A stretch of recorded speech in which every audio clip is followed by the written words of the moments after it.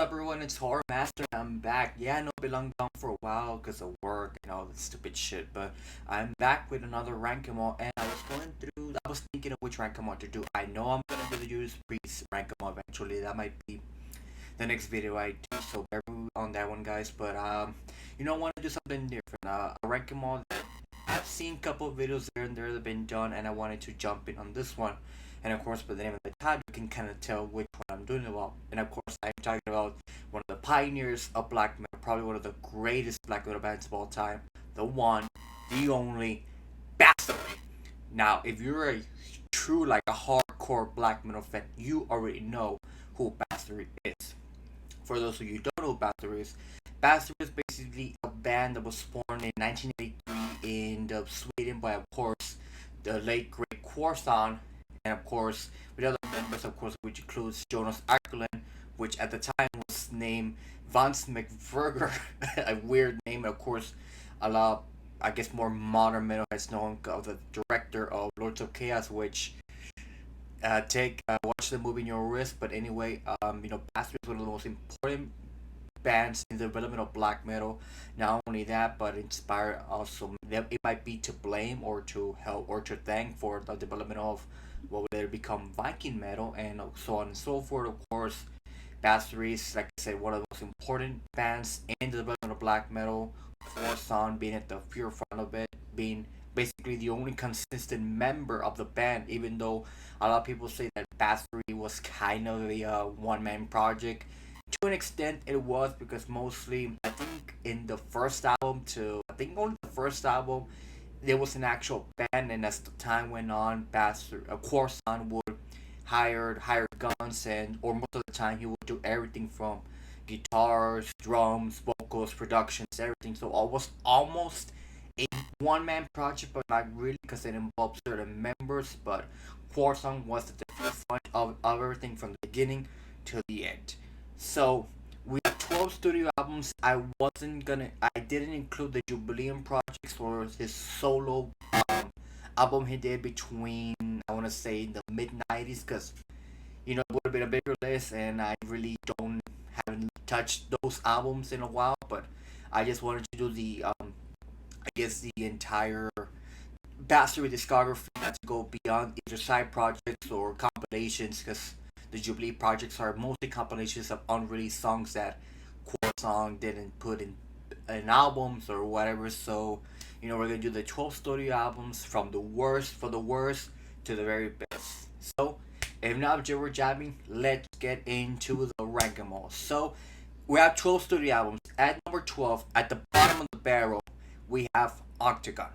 Now, if you've seen in the Horseman podcast when we did the worst albums of all time, I had this somewhere in the list, because the one complaint that I have about Octagon is that it's not well produced, lyrics are bad, the fucking drums are the thing that killed me, because the fucking drums sound like a fucking trash can, and I said, who the fuck recorded the fucking drums? Oscar the Grouch? Because it sounds so bad. I mean, and again, this is during the time that, of course, Quarson was trying to change subgenres from black metal to Viking metal to some neo thrash. I mean, he saw what bands like Sodom did at the early beginning, when they were kind of black metal and transition into thrash metal, and he was like, bitch, I'm Quarson, I can do that shit too. And then we got the piece of shit that we got with Octagon. So for those reasons, I have it at the bottom of the barrel at number 12. At number 11, we have Requiem. Same thing I said about Octagon, but at least with Requiem, the lyrics are a bit better. There's some enjoyable songs that I do listen from time to time. And I'm gonna be honest, I wouldn't get these two albums in my collection, because they're not really my favorites. I could care less about these two albums. But Requiem, if I had to choose between Requiem or Octagon to listen to, I will go for Requiem, because Requiem has better lyrics than Octagon and a bit more better the production. So that's my number 11. At number 10, we have Destroyer Worlds.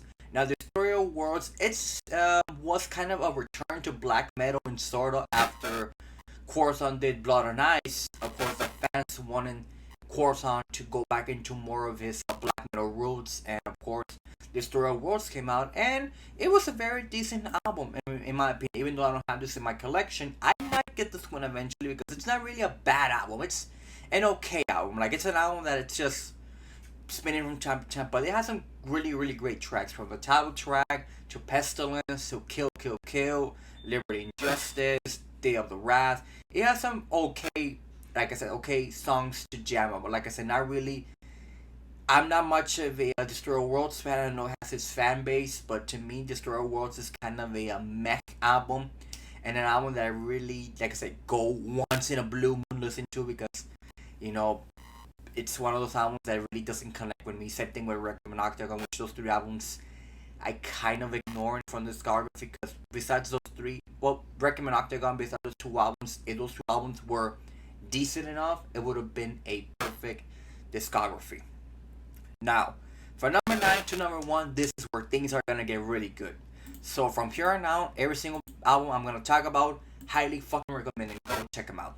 So at number 9, and this is where I'm gonna show out the rest of my, because from number 9 to out, I have the rest in my collection. So, you know, from number 9, of course, we have The Return. Now, a lot of people might be shocked that I have this at number 9, even though like it's an amazing album. I mean, a lot of people from Fenris to Var to Abbas have said that this was the album that kind of helped them inspire their evil wrathfulness of Norwegian black metal, and for good reason. I mean, it was the first album that had really kind of good production, quote unquote, even though black metal is really not known for good production. It's more of a raw production. But The Return is an exceptional, amazing album. When you have songs like Revolution of Doom, Born for Burning, my god, it's one of the probably the best song of the entire album. Bestial Lost Bitch. I mean, it's a it's a great song. But you go deep into the album, you have Possessed, Reap of Evil, The Rite of Darkness, The Return of Darkness and Evil, Son of the Damned. I mean, like I said, from now on, every single Bathory album is good. It's in terms of sophomore efforts, it's up there with something like maybe Sad Wings of Destiny, or even Killers, or what's another great amazing sophomore, or even Leprosy. Probably my top 20 in terms of sophomore albums. But again, a good recommendation if you want to start with some Bathory. This is like kind of a good place to start. So at number 8, now we're gonna get, like I said, we're gonna get more to the more Viking kind of stuff. Now, but we're gonna go with the final album that Quartzon released under the Bathory name, and of course I'm talking about Norlands Part 2. Now, this was unfortunately the last album Quartzon gave us in Bathory. After that, the rumors are going on supposedly the Norland was gonna be a 4-part series, depending on how you believe, or the rumors are going out. But in terms of album and like I guess final discography, this is a great album. I mean, what a way to go, to be honest. When you have songs like Sea Wolf, Vinland, The Land, The Messenger, Place Cup, The Survival, Hammer. I mean, if you love your more Nordic, Viking epicness in terms of black metal or Viking metal, I mean, Norland Part 2 is a great album to put in once in a while. It's an amazing album, and like I said, what a perfect way to end up a almost perfect and ominous legacy. Like I said, Bathory, one of the most important black metal bands in the entire black metal genre. At number 7, we have the album that predecessed Norland 2. Of course, we have Norland Part 1. The reason I have Norland Part 1 a bit higher than Part 2 is because I think it's a bit better in terms of songs. When you have, of course, the title track, Ring of Gold, Forever Dark Woods, Mother Earth, Father Thunder, my god, it's a fucking amazing track. Almost every single one of this, it's kind of almost like a best hit of things in terms of you combine the best of the Viking era and the best of most of the, even though there's not really much of black metal in it, you still have a bit of black metal. But again, you ask a lot of people who are like the Viking stuff, like Amon Amarth or bands that sing about Vikings. A lot of people will say that the Viking era stuff of Bathory was a big inspiration from this, or maybe something like Twilight of the Gods or Hammerheart, which we'll get into eventually. It's a great album to listen to. Like I said, you can go it wrong with Ignorance Part 1 and Part 2. Those two albums can switch places depending on my mood. And for now, I get Part 1 and number 7 is a great ranking. At number 6, speaking of Hammerheart, we have Hammerheart. Now, this is the album that has divided so many Bathory fans. For the reason that a lot of people say this was the first Viking album, a lot of people say it wasn't really Viking. Of course, I was just trying to experiment more, kind of, kind of, what's the one I'm trying to say? Kind of leaving the black metal scene because it was getting already too much with the black metal stuff with the Norwegians. You know, this was before the whole Norwegian black metal, before the church burned, before of course before Faust getting somebody, before everything happened. And of course, I guess Corson was kind of getting tired of the whole black metal thing. He wanted to, I guess, find a new different sound to it. And of course, Hammerheart was created. And, you know, a lot of people hated it. When I first listened to Hammerheart at first, long time ago, I thought it was an amazing album. When you have songs like Father to Son, Valhalla, Baptized in Fire, and Ice, it's a great song. Home of the One's Brave, which if you listen to it, sounds a lot like something like from Hold the Bell Tolls. And of course, One Road to Asa Bane, a perfect way to end the album, of course. And this was, I think, one of the few, maybe the only music video that Bathory ever did, even though it was released probably after Corthon's death, if I remember correctly. So, you know, it's a great album closer, and of course, I can go on and on about Hammerheart. Even the album cover, look at the album cover; it's pure Vikingness. I mean, what more can you want from that? At number 5, we of course have Twilight of the Gods. Now, Twilight of the Gods, it's a bit better than Hammerheart in terms of instrumentation, lyricism. It's a fucking journey of its own. If you thought Hammerheart was an amazing album, this takes it up to another level of, you know, insaneness, journeyness, you name it. I mean, when you have a song like the, funny enough, Hammerheart, which I don't know why that song wasn't put in the Hammerheart album, but that's nevertheless. When you have a song like Under the Ruins, which is probably one of my favorite Bathory songs, to something like Blood and Iron, which is kind of taking a bit of an homage to Black Sabbath.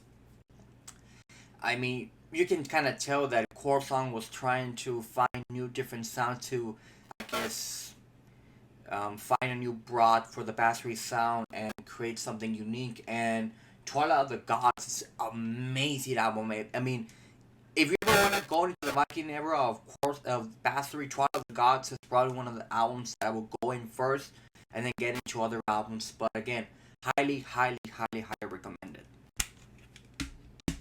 At number 4, we have Blood on Ice. Now, Blood on Ice is a bit of a roller coaster because originally this album was supposed to come out after Blood Fire Death after Blood Fire Death, part of a kind of a duality, a double album, of course, being Blood Fire Death, and of course the other will be Requiem. Not to be confused with the album that we got Requiem, it would have been a more dark kind of evil black metal sound to it. So when fans found out that Corson had this album under the closet for almost, I want to say, close to 60 years, the fans demanded for Corson to release this album in its entirety. And talk about Dungeons and fucking Dragons. I mean, if you ever play Dungeons and Dragons, put this album and you will fucking enjoy the living crap out of it. It's a journey of its own. It's something more epicness. I mean, an homage to something like a Blind Guardian or Man of War, to even Corson, who denies it and says he was inspired by Man of War while doing this. I call that bullshit because you can clearly hear the Man of War and Blind Guardian influences on this album. You have songs like The Sword, Man of Iron, The Revenge of the Blood and Ice, The Stallion. My God, that guitar riff, that. I mean, talk about Dungeons and Dragons galore. I mean, I dare you to play Dungeons and Dragons and pop this album. You will be fucking blown away. Now we're getting to the top 3. At number 3, of course, I had to put this. We're talking about Bathory. the debut, the self-titled debut. I mean, for a lot of people, I mean, even Corson has mentioned in interviews, the reason this album is so important because it's not the best album. It's not the longest album. I mean, it's almost close to maybe 20, 25 minutes around there. But it's because it's the Bathory debut, and for historical purposes, everyone almost in their black metal discography has it in their collection. This was. I mean, when you if you're not much of a black metal fan, you're more of a punk fan. Listen to the debut album. It has so much punkiness. I mean, to the point that Bathory Portland was inspired by bands like Motorhead, bands like Black Sabbath, even fucking Venom. Yes, Corson, I love you, but come on, you were inspired by Venom a lot. I mean, the fucking goat's head. Funny, I wonder where you got that from. But of course, this album, I mean, in terms of debuts, is probably one of the best debuts in that era. We have songs like Reaper, Necromancy, In Conspiracy with Satan, Hades, probably one of my favorite songs Bathory has ever created. You just go more and more and more into discography, and you'll realize why the debut is probably one of the best debuts that has ever existed in terms of black metal, in terms of debuts. I mean, like I said, if you're not much of a black metal fan, you're a punk fan, listen to the debut. I mean, it has punkiness, it has aggression, speed. The production is kind of raw. I mean, that's the purpose of black metal, to be more of a raw production. But oh my god, listen to this album. You will not be disappointed. Especially if you're a newer Bathory fan and want to get into the more black metal Bathory. This is a great start to go at it. And like I said, you will not be disappointed. And again, the fucking GOAT. At number 2, where we have Blood, Fire, Death. So at the beginning of Blood, Fire, Death, when I first started getting into, I guess, the more Viking kind of S, even though this is kind of a transition because this was between Under the Sun of the Black Mark and Hammerheart, kind of in the middle of the discography as both Black and Viking aspects to it. I wasn't really a fan of this album at first. Of course, I listened to it at first and really didn't get it. It wasn't until I was a bit older, more known with the discography, that I started to dive into, the album, and I realized how fucking amazing this album is. We have a song like A Fine Day to Die, The Golden Walls of Heaven, Holocaust, I mean, For All Those Who Died, the title track, Blood, Fire, Death, probably one of the most brutal songs ever created by Bathory, especially the album cover when you have like gods fighting gods in heaven, and I guess humanity is a casualty, or humans fighting gods. I mean, it's an entire genre of its own that, you need to listen to it to actually understand it and be mesmerized how much this album has inspired so many bands. I mean, like I said, I guess it's probably probably the best album of the Viking era, Bathory, in my opinion, because I think, like I said, it has black metal, Viking metal, a bit of thrash, almost even a bit of I don't want to say symphonic, or even not symphonic, but more, I guess, more keyboards and all that. But again, listen to Blood, Fire, Death, you will not be disappointed. And a number 1, in my opinion, the best Bathory album ever, the one album that I have for the longest time been a fan of, that got me actually into the band, to be honest, because when I was getting into Bathory, this was the first album that was suggested to listen to, and of course I'm talking about Under the Sign of the Black Mark. Now, Under the Sign of the Black Mark, regarded as probably one of like top 5, maybe top 10 greatest black metal albums of all time. When you start off the album with Nocturnal Obscure Massacre, you know right away that this album is going to be a hell of a banger. Once you go deeper into the album, you have a song like Woman and Dark Desires. I mean, come on, Woman and Dark Desires.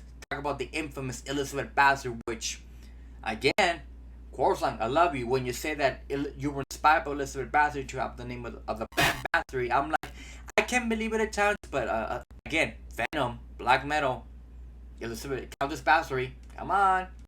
But anyways, go deep into the album. You have Equin Manthorn, Chariots of Fire, 13 touching candles of doom. And in my opinion, my favorite Bathory song of all time, probably the greatest Bathory song of all time, Enter the Eternal Fire and Epicness of Doom, Black Metal. And of course, this album where Corson began to experiment more with keyboards. He began to sing differently, more different. He began to do more leads in the guitar. He actually began to be more of a expand his instrumentation and become more, I guess, more known with his instruments and his voice and what he could do. And like I said, to me, probably the greatest one of the best black metal albums of all time, the best Bathory album of all time, and the one album that I do recommend every single new upcoming Bathory fan to check it out. And you will not be disappointed. You will highly, highly, highly, highly love it to death like I have. And that's just it for this video. I hope you guys enjoyed this video. And like I said, I'm probably gonna do more ranking mods in the future. Hopefully the audio is actually pretty good. Like I said, I just got a new microphone that I'm kind of testing in this first video, so hopefully the microphone does pick up my sound, because I want to get more, I guess, more professional in terms of my YouTube and all that. So hopefully the microphone does it justice. In terms of what next videos I'm gonna do, I'm gonna do another CD collection update sometime, maybe in the next week or so. My next rank I'm thinking of doing Judas Priest finally. I'm thinking of maybe doing Metallica. That might be another good one. Or I don't know. Suggest me in the comments what other rank you want me to do. I would really like to hear you guys' opinion. And I hope you guys stay safe. And of course, stay metal.